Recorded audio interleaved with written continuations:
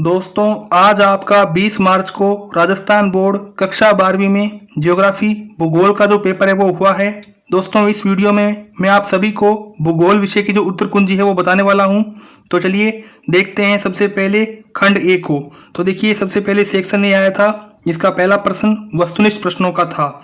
तो इसमें आप देखिए हमारे पास में पहला वस्तुनिष्ठ प्रश्न कहता है आर्थिक भूगोल का उप क्षेत्र कौन सा है, तो वो है संसाधन भूगोल। तो पहले का ए ऑप्शन करेक्ट होगा। तो आप यहाँ पर इंग्लिश में भी क्वेश्चंस के आंसर देख सकते हैं। इसी के आगे दूसरा प्रश्न जनसंख्या वितरण को प्रभावित करने वाले आर्थिक कारक युग्म कौन से हैं, तो वो हैं जलवायु भू-आकृति। तो यहाँ पर दूसरे का सी ऑप्शन करेक्ट होगा। चलिए आगे चलते हैं। तो दोस्तों आगे हमारे पास में इस पेपर का तीसरा प्रश्न आया था उच्च साक्षरता स्तर किसका सूचक है, तो वो है सामाजिक आर्थिक स्तर का। ठीक है, तो तीसरे का डी ऑप्शन करेक्ट होगा। यहाँ पर आप ह्यूमन रिसोर्सेज डेवलपमेंट नाम से जान गए होंगे, वो उसी का सूचक है। आगे देखिए चौथा प्रश्न मानव विकास की अवधारणा किसने दी, तो वो दी थी डॉक्टर महबूल हक ने। तो इस प्रकार से चौथे का सी ऑप्शन करेक्ट होगा। चलिए आगे देख लेते हैं। तो आगे हमारे पास में पांचवा प्रश्न आता है फल प्रसंस्करण एवं मिष्ठान यहाँ पर क्या है, कौन से उद्योग के अंतर्गत आते हैं, तो वो आते हैं भोजन प्रसंस्करण उद्योग। ठीक है, तो इस प्रकार से पांचवें का बी ऑप्शन करेक्ट होगा। चलिए आगे देख लेते हैं।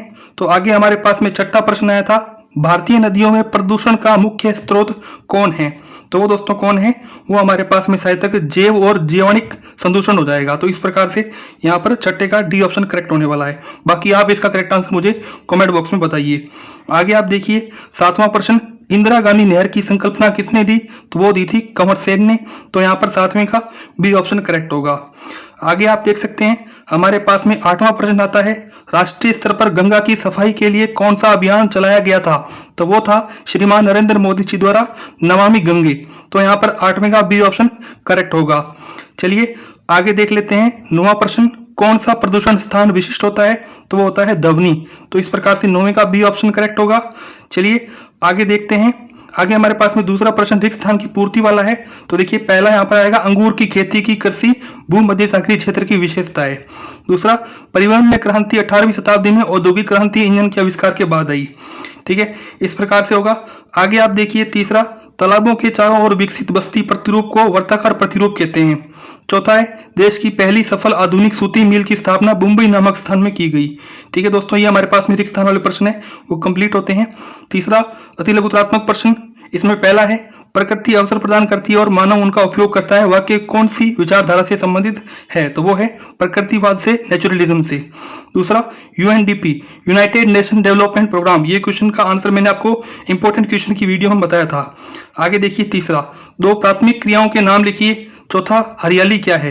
तो ये दोस्तों हमारे पास में क्या है, अब शॉर्ट आंसर टाइप क्वेश्चन आ गए। तो इनके उत्तर मैं आपको बता नहीं पाऊंगा, जैसे कि मैंने आपको जनसंख्या घनत्व की वीडियो जो हमारी इंपॉर्टेंट क्वेश्चन की वीडियो थी उसमें ये क्वेश्चन बताया था। इसी के आगे आप देख सकते हैं पांचवा मानव विकास के दो उपागम बताइए। चलिए ये आप देख लीजिए एक बार। मैं आपको सीधा ही जो हमारे मैप वाले क्वेश्चन आए थे उनकी तरफ ले चलता हूँ और बताता हूँ कि मैप में क्या उत्तर होंगे।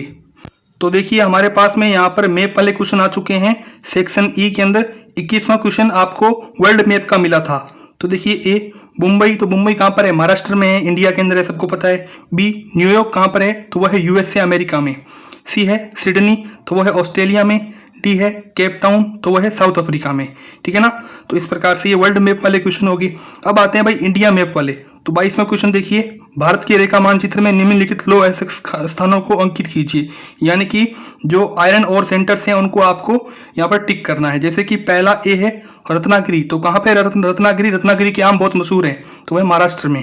बी है दुर्ग, तो दुर्ग कहाँ पर है, छत्तीसगढ़ में।